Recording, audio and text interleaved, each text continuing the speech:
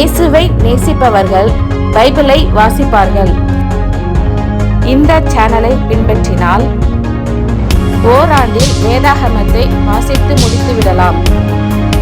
Follow பண்ணுங்க, subscribe பண்ணுங்க. நியாயாதிபதிகள் 3ஆம் அதிகாரம். கானான் தேசத்தில் நடந்த சகல யுத்தங்களையும் அறியாதிருந்த இஸ்ரவேலராகிய அனைவரையும் சோதிப்பதற்காகவும், இஸ்ரவேல் புத்திரரின் சந்ததியாரும் அதற்கு முன் யுத்தம் செய்ய அறியாதிருந்தவர்களும் அவைகளை அறியும்படி பழக்குவிப்பதற்காகவும் கர்த்தர் விட்டு வைத்த ஜாதிகள் யாரென்றால், பெலிஸ்தரின் 5 அதிபதிகளும் சகல கானானியரும் சீதோனியரும் பாகால் எர்மோன் துவக்கி ஆமாத்திற்குள் பிரவேசிக்கும் வரைக்கும் லீபனோனின் மலைகளிலே குடியிருக்கிற ஏவியருமே. கர்த்தர் மோசேயை கொண்டு தங்கள் பிதாக்களுக்கு விதித்த கற்பனைகளுக்கு இஸ்ரவேலர் கீழ்ப்படிவார்களோ என்று அறியும்படி இஸ்ரவேலரை அவர்களாலே சோதிப்பதற்காக அவர்கள் விடப்பட்டிருந்தார்கள். இப்படி இஸ்ரவேல் புத்திரர் கானானியர், ஏத்தியர், எமோரியர், பெரிசியர், ஏவியர், எபூசியர் ஆகிய இவர்கள் நடுவே குடியிருந்து அவர்களுடைய குமாரத்திகளை விவாகம் பண்ணி தங்களுடைய குமாரத்திகளை அவர்கள் குமாரருக்கு கொடுத்து அவர்கள் தேவர்களை சேவித்தார்கள். இப்படி இஸ்ரவேல் புத்திரர் கர்த்தரின் பார்வைக்கு பொல்லாப்பானதை செய்து தங்கள் தேவனாகிய கர்த்தரை மறந்து பாகால்களையும் தோப்பு விக்கிரகங்களையும் சேவிக்கிறபோது கர்த்தர் இஸ்ரவேலின் மேல் கோபம் மூண்டவராகி அவர்களை மெசொப்பொத்தாமியாவின் ராஜாவாகிய கூசான் ரிஷதாயீமின் கையிலே விற்று போட்டார்.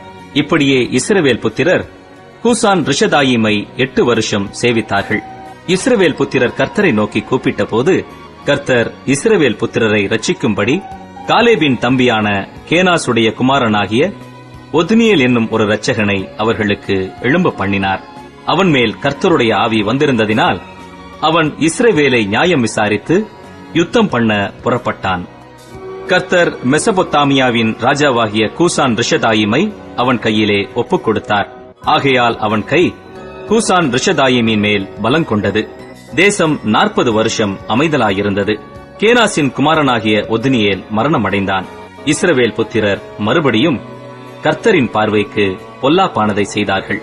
அவர்கள் கர்த்தரின் பார்வைக்கு பொல்லாப்பானதை செய்தபடியால் கர்த்தர் எக்லோன் என்னும் மோவாபின் ராஜாவை இஸ்ரவேலுக்கு விரோதமாய் பலக்க பண்ணினார். அவன் அம்மோன் புத்திரரையும் அமலேக்கியரையும் கூட்டிக் கொண்டு வந்து இஸ்ரவேலை முறிய அடித்தான். பேரிச்ச மரங்களின் பட்டணத்தையும் பிடித்தான். இப்படியே இஸ்ரவேல் புத்திரர் எக்லோன் என்னும் மோவாபின் ராஜாவை 18 வருஷம் சேவித்தார்கள். இஸ்ரவேல் புத்திரர் கர்த்தரை நோக்கி கூப்பிட்ட போது கர்த்தர் அவர்களுக்கு பென்யமீன் கோத்திரத்தானாகிய கேராவின் மகன் ஏகூத் என்னும் இரட்சகனை எழும்ப பண்ணினார். அவன் இடதுகை பழக்கமுள்ளவனாயிருந்தான். அவன் கையிலே இஸ்ரவேல் புத்திரர் மோவாபின் ராஜாவாகிய எக்லோனுக்கு காணிக்கை அனுப்பினார்கள்.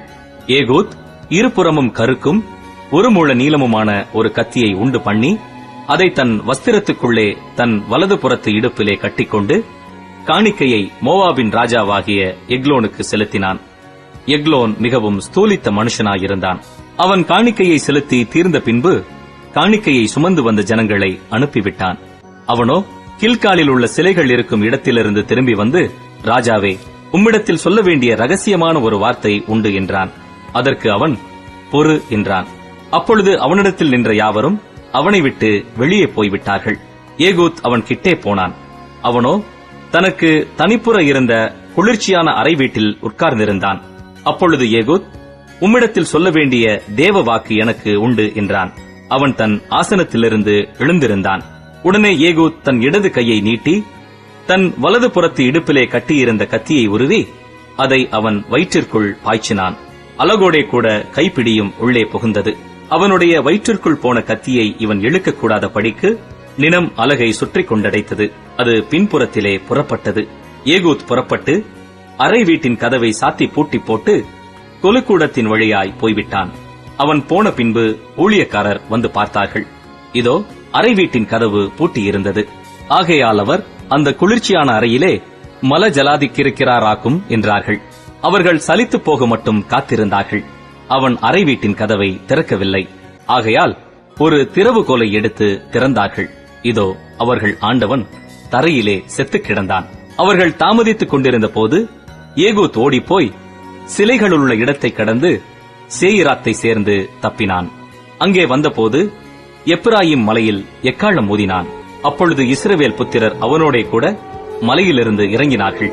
அவன் அவர்களுக்கு முன்பாக நடந்து, என்னை பின்தொடர்ந்து வாருங்கள், கர்த்தர் உங்கள் பகைஞராகிய மோவாபியரை உங்கள் கைகளில் ஒப்புக் கொடுத்தார் என்றான். அவர்கள் அவனை பின்தொடர்ந்து போய் மோவாபுக்கு எதிரான யோர்தான் துறைகளை பிடித்து ஒருவனையும் கடந்து போக ஒட்டாமல் அக்காலத்திலே மோவாபியரில் ஏறக்குறைய 10,000 பேரை வெட்டினார்கள். அவர்கள் எல்லாரும் புஷ்டியுள்ளவர்களும் பராக்கிரமசாலிகளுமாயிருந்தார்கள். அவர்களில் ஒருவனும் தப்பவில்லை. இப்படியே அந்நாளிலே மோவாப் இஸ்ரவேலுடைய கையின் கீழ் தாழ்த்தப்பட்டது. அதனாலே தேசம் 80 வருஷம் அமைதலாயிருந்தது. அவனுக்கு பிற்பாடு ஆனாத்தின் குமாரன் சம்கார் எழும்பினான். அவன் பெலிஸ்தரில் 600 பேரை ஒரு தாற்றுக்கோலால் முறிய அடித்தான். அவனும் இஸ்ரவேலை ரட்சித்தான். நியாயாதிபதிகள் 4ஆம் அதிகாரம். ஏகூத் மரணமடைந்த பின்பு இஸ்ரவேல் புத்திரர் திரும்ப கர்த்தரின் பார்வைக்கு பொல்லாப்பானதை செய்து வந்தார்கள்.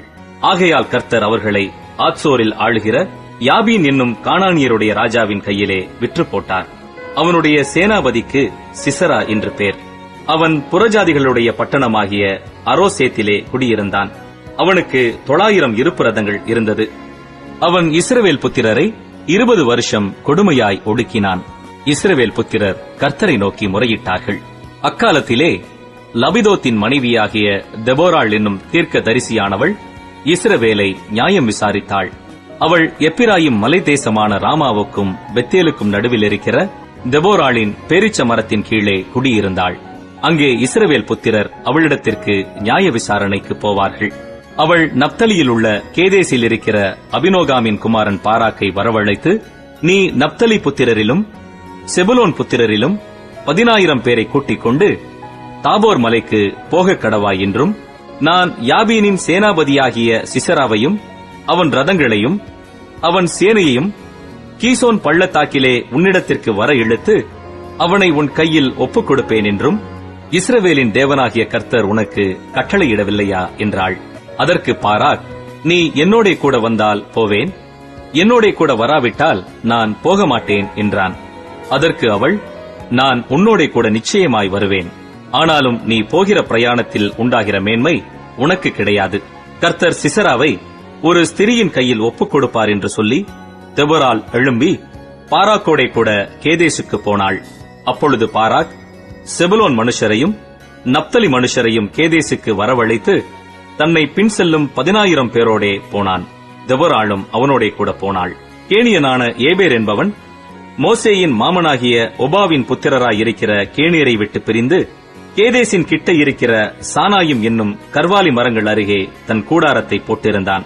அபினோகாமின் குமாரன் பாராக் தாபோர் மலையில் ஏறிப்போனான் என்று சிசராவுக்கு அறிவிக்கப்பட்டபோது சிசரா 900 இருப்பு ரதங்களாகிய தன்னுடைய எல்லா ரதங்களையும் தன்னோடிருக்கும் எல்லா ஜனங்களையும் புறஜாதிகளின் பட்டணமாகிய அரோசேத்திலிருந்து கீசோன் பள்ளத்தாக்கிலே வரவழைத்தான்.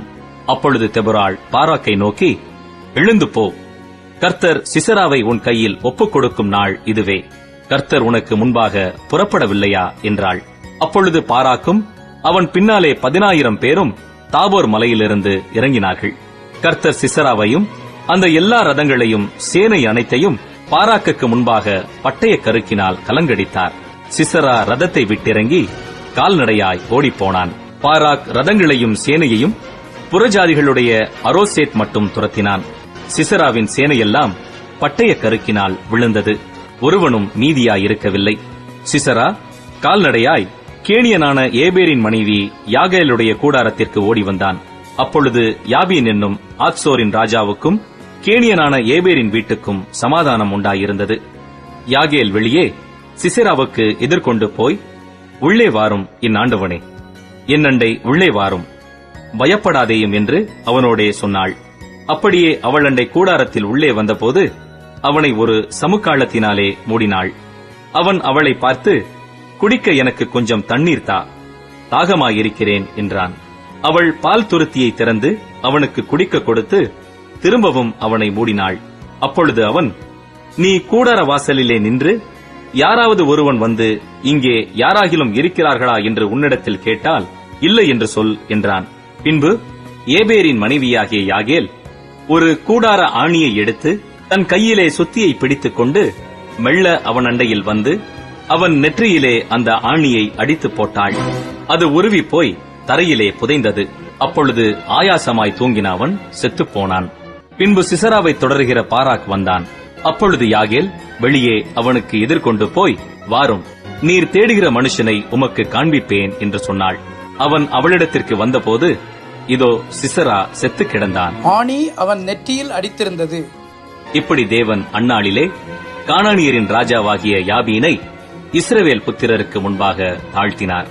இஸ்ரவேல் புத்திரரின் கை கானானியரின் ராஜாவாகிய யாபீனை நிர்மூலமாக்கும் மட்டும் அவன் மேல் பலத்துக் கொண்டே இருந்தது.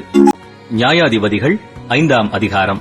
அந்நாளிலே தெபோராளும் அபினோகாமின் குமாரன் பாராக்கும் பாடினதாவது: கர்த்தர் இஸ்ரவேலுக்காக நீதியை சரிக்கட்டினது நிமித்தமும் ஜனங்கள் மனப்பூர்வமாய் தங்களை ஒப்புக் கொடுத்தது நிமித்தமும் அவரை ஸ்தோத்திரியுங்கள். ராஜாக்களே கேளுங்கள், அதிபதிகளே செவி கொடுங்கள். நான் கர்த்தரை பாடி இஸ்ரவேலின் தேவனாகிய கர்த்தரை கீர்த்தனம் பண்ணுவேன். கர்த்தாவே, நீர் சேயீரிலிருந்து புறப்பட்டு ஏதோமின் வெளியிலிருந்து நடந்து வருகையில் பூமி அதிர்ந்தது, வானம் சொரிந்தது, மேகங்களும் தண்ணீராய் பொழிந்தது. கர்த்தருக்கு முன்பாக பர்வதங்கள் கரைந்தது. இஸ்ரவேலின் தேவனாகிய கர்த்தருக்கு முன்பாக சீனாயும் கரைந்தது. ஆனாத்தின் குமாரனாகிய சம்காரின் நாட்களிலும் யாகேலின் நாட்களிலும் பெரும் பாதைகள் பாழாய் கிடந்தது. வழி நடக்கிறவர்கள் பக்க வழியாய் நடந்தார்கள். தெபோராளாகிய நான் எழும்பும் அளவும் இஸ்ரவேலிலே நான் தாயாக எழும்பும் அளவும் கிராமங்கள் பாழாய் போயின. இஸ்ரவேலின் கிராமங்கள் பாழாய் போயின. நூதன தேவர்களை தெரிந்து கொண்டார்கள். அப்பொழுது யுத்தம் வாசல் வரையும் வந்தது. இஸ்ரவேலிலே 40,000 பேருக்குள்ளே கேடகமும் ஈட்டியும் காணப்பட்டதுண்டோ? ஜனங்களுக்குள்ளே தங்களை மனப்பூர்வமாய் ஒப்புக் கொடுத்த இஸ்ரவேலின் அதிபதிகளை என் இருதயம் நாடுகிறது. கர்த்தரை ஸ்தோத்திரியுங்கள். வெள்ளை கழுதைகளின் மேல் ஏறுகிறவர்களே, நியாயஸ்தலத்தில் வீற்றிருக்கிறவர்களே, வழியில் நடக்கிறவர்களே, இதை பிரஸ்தாபியுங்கள். தண்ணீர் மொண்டு கொள்ளும் இடங்களில் வில் வீரரின் இரைச்சலுக்கு நீங்கினவர்கள் அங்கே கர்த்தரின் நீதி நியாயங்களையும் அவர் இஸ்ரவேலில் உள்ள தமது கிராமங்களுக்கு செய்த நீதி நியாயங்களையுமே பிரஸ்தாபப்படுத்துவார்கள். அது முதல் கர்த்தரின் ஜனங்கள் ஒலிமுக வாசல்களிலே போய் இறங்குவார்கள். விழி விழி தெபோராளே, விழி விழி, பாட்டுப்பாடு. பாராக்கே எழும்பு. அபினோகாமின் குமாரனே, உன்னை சிறையாக்கினவர்களை சிறையாக்கிக் கொண்டு போ. மீதியாயிருந்தவர்கள் ஜனத்தின் பிரபுக்களை ஆளும்படி செய்தார். கர்த்தர் எனக்கு பராக்கிரமசாலிகளின் மேல் ஆளுகை தந்தார். அமலேக்குக்கு விரோதமாக இவர்களுடைய வேர் எப்ராயிமிலிருந்து துளிர்த்தது. உன் ஜனங்களுக்குள்ளே பென்யமீன் மனுஷர் உனக்கு பின் சென்றார்கள். மாகீரிலிருந்து அதிபதிகளும் செபலோனிலிருந்து எழுதுகோலை பிடிக்கிறவர்களும் இறங்கி வந்தார்கள். இசக்காரின் பிரபுக்களும் தெபோராளோடே இருந்தார்கள். பாராக்கை போல இசக்கார் மனுஷரும் பள்ளத்தாக்கில் கால்நடையாய் அனுப்பப்பட்டு போனார்கள். ரூபனின் பிரிவினைகளால் உண்டான இருதயத்தின் நினைவுகள் மிகுதி. மந்தைகளின் சத்தத்தை கேட்க நீ தொழுவங்களின் நடுவே இருந்து விட்டதென்ன? ரூபனின் பிரிவினைகளால் மனோவிசாரங்கள் மிகுதி. கீலேயாத் மனுஷர் யோர்தானுக்கு அக்கறையிலே இருந்து விட்டார்கள்.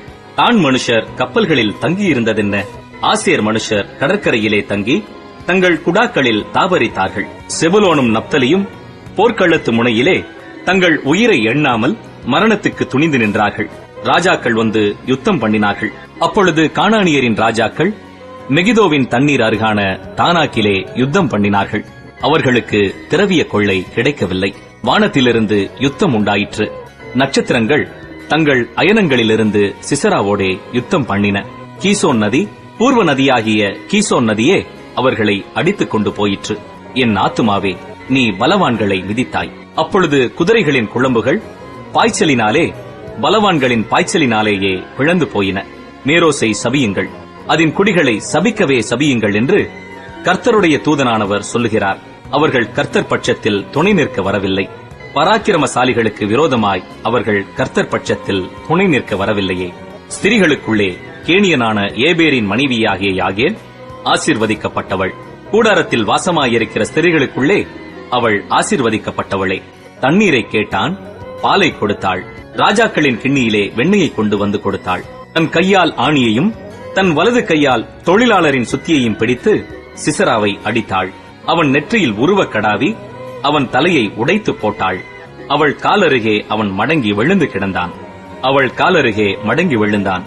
அவன் எங்கே மடங்கி விழுந்தானோ அங்கே மடிந்து கிடந்தான். சிசராவின் தாய் ஜன்னலில் நின்று பலகணி வழியாய் பார்த்துக் கொண்டிருந்து, அவனுடைய ரதம் வராமல் பிந்தி போனதென்ன?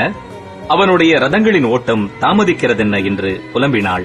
அவளுடைய நாயகிகளில் புத்திசாலிகள் அவளுக்கு உத்தரவு சொன்னதுமன்றி, அவள் தானும் தனக்கு மறுமொழியாக, அவர்கள் கொள்ளையை கண்டுபிடிக்கவில்லையோ, அதை பங்கிட வேண்டாமோ?